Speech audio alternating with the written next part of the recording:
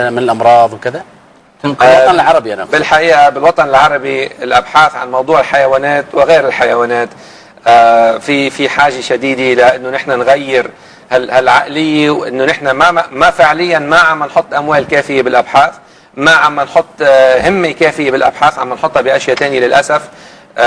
وميزانيه الابحاث تبعيتنا يعني نستحي فيها نحن انه نحن اذا بدنا نقارن مع بلدان ثانيه المبالغ اللي عم تنحط شيء بسيط جدا. طب في شغله بيسال عنها، ما ادري اذا عندك معلومه عنها ولا لا، انه الشعب المرجانيه في البحار والمحيطات العالميه قاربت بعد على الانقراض بسبب ارتفاع الحموضه ودرجه الحراره وارتفاع نسبه ثاني اكسيد الكربون. الشعب المرجانيه هاي شو فائدتها؟ الشعب المرجانيه بتشكل هي المأوى لكل هالسمك وكل هالحيوانات كائنات البحريه، كل هالكائنات البحريه. انا اذا اخذت الشجره الطير وين بده يروح؟ اذا انا اخذت الشعب المرجانيه السمك هذا وين بده يروح؟ هل في توعية كافية في بلادنا العربية علشان تحمي بالحقيقة في توعية، عم يصير في جهد كبير بالتوعية. السؤال هل نحن عم نقدر نتابع بقوانين وتنظيم وجهد من الدولة ومن المؤسسات الخاصة والعامة انه نحن نحمي هالمناطق هاي. الحمد لله نحن مثلا في لبنان اعلنا بعض المناطق محميات، وبالامارات في جهد جبار عم يصير بموضوع الحمايه، وببعض الدول العربيه الاخرى كمان في شغل بالمحميات. انما بدنا الاشخاص، بدنا كل واحد يحس انه هالبيئه هي مسؤوليته، لا يقدر يشتغل، لا يقدر يعمل شيء. يعني مثل ما عم تقول لي اعطيني شيء عمل يساويه، ما بدنا نضلنا نحكي ونعمل شعارات وننزل بمظاهره ونحن بنحب البيئه، هذا جهد مشكور، انما مطلوب كمان انه نحن نعمل شيء. دكتور انا باخذك لزاويه ثانيه. الحين احنا استهلاكنا يعني كبشر باكل اللحوم الحيوانات اللي تؤكل لحومها. نعم. يعني الاحصائيات او مثلا نسبه الاكل اللحوم هذه مش نسبه بسيطه بحكم يعني بالمقارنه بالعالم كامل وبعدد البشريه اللي موجوده. نعم. هل هالشيء قاعد ياثر على انقراض الحيوانات او يساعد على انقراضها؟ ما بدي اقول بيساعد على انقراضها بالشكل المباشر، انما بشكل غير مباشر، لانه نحن لما ناكل لحم فهو هذا اللحم جاي من حيوان هو تغذى على الارض اللي بشكل من الاشكال عندها كميه معينه من الامكانيات الموجوده لتعطيها لها الحيوانات هاي. فنحن اللي عم نساوي انه نحن اليوم بدنا بقر، بنجوب بدنا بقر وبدنا غنم، فاللي بنساوي انه كل يوم نحن بنقول هيدي المساحه من هون وبالرايح ممنوع الحيوانات البريه تفوت عليها، هيدي المنطقه للبقرات تبعولنا للغنمات تبعولنا، وبالتالي نحن ما في الا بندفش لبرا الحيوانات البريه. فهي عم تنقرض مش لانه نحن عم نقتلها، هي عم تنقرض لانه نحن عم نحرمها من المراعي تبعيتها. بودي بس اقول كلمه حق للشيخ زايد الله يرحمه. نعم. كنت في مؤتمر في بدايات 2000 في ابو ظبي، وكان متواجد مساعد الامين العام للامم المتحده، وكان الموضوع عن التصحر، فطالبين يزورون نموذج. الامارات فيها مجموعه من الغابات، فطالبين يزورون نوع من غابه من الغابات، فكنت معاهم. لما شفت مساعد امين العام يحرك راسه، فاقول شوفي، قال نحن الان طلع قرار بزياده مساحات الغابات ومحاربه التصحر، والشيخ زايد فكر في هذا الموضوع قبل 20 سنه من صدور هذا القرار. صحيح. ما شاء الله، يعني القواد المفكرين يعني بطريقه مش معقوله.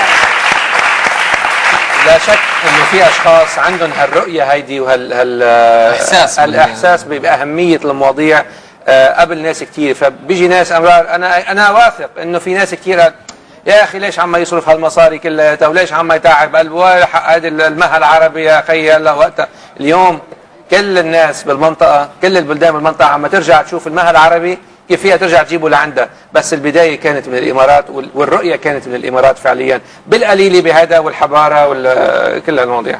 شكرا ليك دكتور احمد حوري، وشكرا لكم. واحنا يعني الرساله واضحه، البيئه دي زي بيوتنا لازم نحافظ عليها. واكيد انتوا بتحبوا اللاين كينج، هنسمع اغنيه دلوقتي جميله جدا عشان تدخلنا وتخلينا في الجو ده. يلا.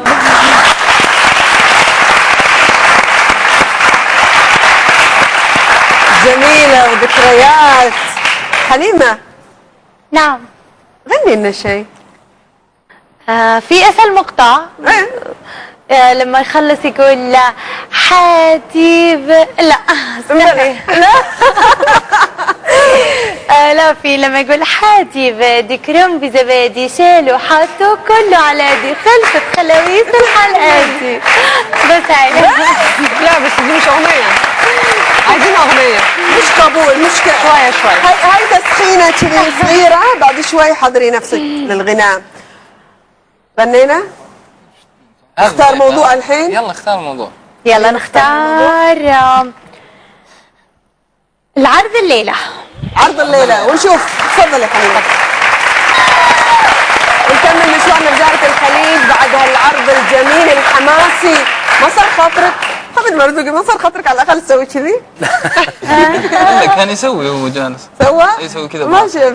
ايش رايكم في العرض؟ كثير مهضومين، طبعاً. مهضومين هالشباب. انا شديت عضله وانا بتفرج، يعني اول مره تحصل. ما كان خاطرك تشارك معاهم؟ انت دائما تنافس، ما انا حاولت تنافسهم. انافس دول. انا توقعت تقول دول دربني ياكلوني يا وانافسهم. نختار موضوع. يلا نختار ثقافه وتراث.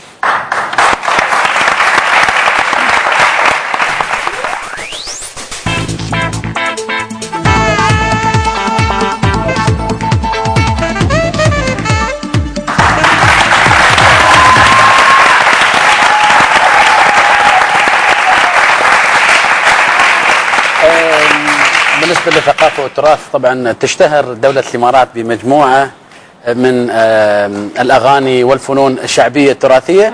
ودنا نتكلم عن بعض الأنواع هذه، مثلا لوحة العيالة أو أغاني العيالة، أو هي لوحة فنية يمكن الكثير منكم شافها في العيالة نفس اليولا ولا غير؟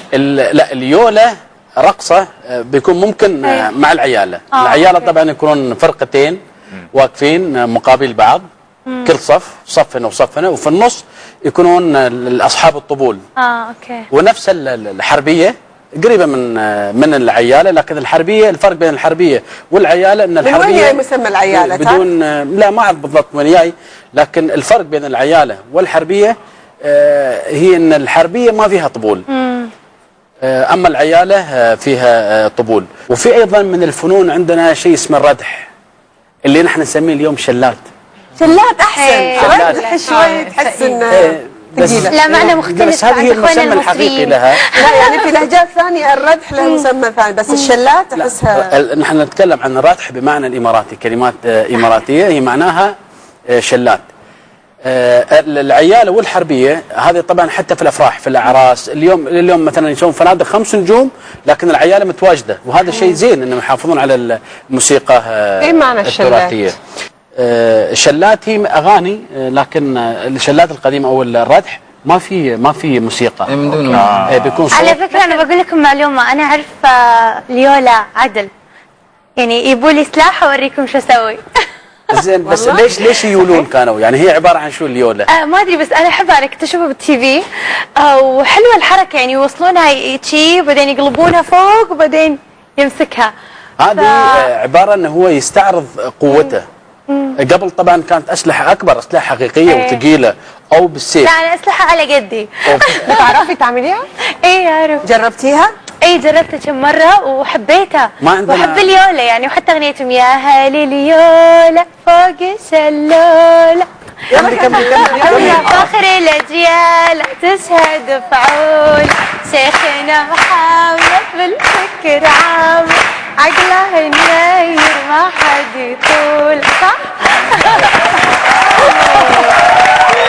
بالكويت والله كثير يحبون السامري. على طول زهرة سوت شيء، يعني بحكم انها يا في الله لما الكويت كثير تشوف سامري وترقص عليه. صحيح. سيدة كبيرة في السن، في عجوز اعراسنا ولا يعني. جدة، انا ما صحيح. بتكلم عن هاي.